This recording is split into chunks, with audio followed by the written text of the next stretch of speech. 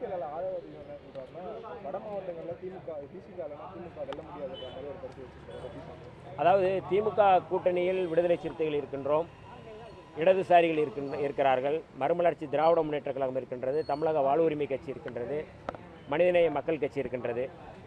இந்த கட்சிகள் எல்லாம் ஒன்றிணைந்து நாங்கள் 2021 தேர்தலை சந்தித்ததற்கு காரணம் பாரதிய ஜனதா ஆர்எஸ்எஸ் சங் பரிவார அமைப்புகளை வீழ்த்த வேண்டும். பாரதிய ஜனதா கட்சி மதவாத கட்சி, பாரதிய ஜனதா கட்சி மக்கள் விரோத கட்சி. அப்படிப்பட்ட கட்சியை நாம் மற்ற மாநிலங்களில் அது ஆட்சியை பிடித்து கொண்டிருக்கிற சூழலில் தமிழ்நாட்டிலும் அது பிடித்தால் தமிழ்நாட்டினுடைய ஒட்டுமொத்தமான மக்களுக்கும் எதிராக அது செயல்படுவார்கள். ஆகவே அவர்களை வீழ்த்த வேண்டும் என்கின்ற ஒற்றை பொது நோக்கோடு எங்களுடைய தலைவர் எழுச்சி தமிழர் அவர்கள் இந்த கூட்டணியை 6 தொகுதி கொடுத்தாலும் எங்களுக்கு இடங்கள் முக்கியமல்ல, எங்களுக்கு இலக்கு தான் முக்கியம் என்கின்ற அடிப்படையில் சேர்ந்தோம்.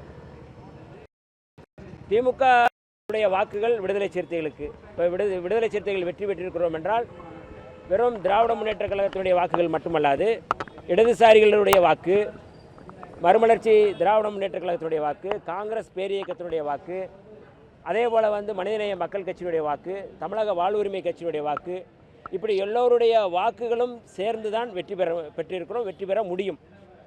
இது எல்லா கட்சிகளுக்கும் பொருந்தக்கூடியது. கூட்டணியில் ஒருவருக்கொருவர் புரிந்துணர்வு செய்து இந்த வாக்குகளை நாங்கள் பெற்றிருக்கிறோம். ஆகவே விடுதலை சிறுத்தைகளுடைய வெற்றியிலும் இடதுசாரிகளுடைய பங்கு இருக்குது, திமுகவுடைய வெற்றியில் விடுதலை சிறுத்தைகளுடைய பங்கு இருக்குது, இடதுசாரிகளுடைய பங்கு இருக்குது, மறுமலர்ச்சி திராவிட முன்னேற்ற கழகத்தினுடைய பங்கு இருக்குது, காங்கிரஸுடைய பங்கு இருக்குது. ஆகவே அந்தந்த கட்சிகளுடைய வாக்குகள் அடிப்படையில் அவருடைய பங்களிப்பை நாங்கள் மதிக்கின்றோம். ஆகவே இந்த வெற்றி என்பது எல்லோரும் சேர்ந்தெடுத்த வெற்றியாக தான் நாங்கள் பார்க்கிறோம். அவர் பேசும்போது சினிமாவிலிருந்து வந்தவர்கள் துணை முதல்வர் ஆகும்போது எங்களுடைய தலைவர் ஏன் துணை முதல்வர் ஆகக்கூடாதுன்னு ஒரு கேள்வி எனக்குள்ள எழுந்துச்சுன்னு குறிப்பிட்றாரு. அதை எப்படி பார்க்குறீங்க? இல்லை, அதாவது எங்களுடைய இலக்கு அப்படிங்கிறது, நாங்கள் கட்சி ஆரம்பிச்சிருக்கிறோம் அப்படின்னா நாங்கள் எங்களுடைய கட்சியை அதிகாரத்துக்கு கொண்டு வர வேண்டும், எங்களுடைய தலைவர் அவர்கள் முதல்வர் வர வேண்டும் என்கின்ற அடிப்படையில் தான் நாங்கள் கட்சியை ஆரம்பிச்சிருக்கிறோம். அந்த அடிப்படையில் தான் இந்த கருத்து சொல்லப்பட்டிருக்கிறது. அவர் அந்த கருத்து என்பது அவரிடம் தான் நாம் கேட்கணும். இப்போ அந்த கருத்து ஆர்எஸ் என்ன சொல்றாருன்னா, உதயநிதி பற்றி விமர்சனம் செஞ்சு அந்த அவர் மீது இல்லை, அது எங்களுக்கு ஏற்புடையதல்ல. அதாவது விடுதலை சிறுத்தைகள் எப்போதும் தனிநபர்களை விமர்சிப்பதை ஏற்றுக்கொள்ள மாட்டோம், தனிநபரை விமர்சிப்பதை நாங்கள் ஆதரிக்க மாட்டோம். அது அவருடைய தனிப்பட்ட கருத்து. விடுதலை சிறுத்தைகள் இன்றைக்கு திராவிட முன்னேற்ற கழகத்தின் தலைமையிலான அணியில் தான் தொடர்கிறோம். இதை எங்களுடைய தலைவர் அவர்கள் உறுதிப்படுத்தியிருக்கிறார்கள். ஆகவே இதற்கு மேல் இந்த விவாதத்தை நாங்கள் தொடர விரும்பவில்லை. இல்லை, அது ஏற்புடையதல்லன்னு சொல்கிறோம். கூடுதலாக சொல்கின்ற கருத்து தனிப்பட்ட முறையில் ஒரு கருத்தை சொல்லியிருக்கலாம். ஆனால் இந்த ஆட்சியிலும் பங்கு அதிகாரத்திலும் பங்கு அப்படிங்கிறதுல எந்த மாற்று கருத்தும் இல்லை.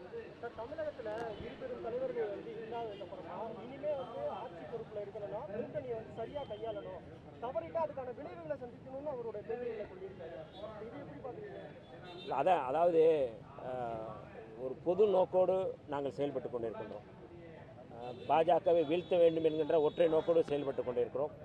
அந்த ஒற்றை நோக்கோடு நாங்கள் பயணப்பட்டு கொண்டிருக்கோம். இதில் நீங்கள் சொல்கிற எந்த கருத்தும் எங்களுக்கு ஏற்புடையதல்ல.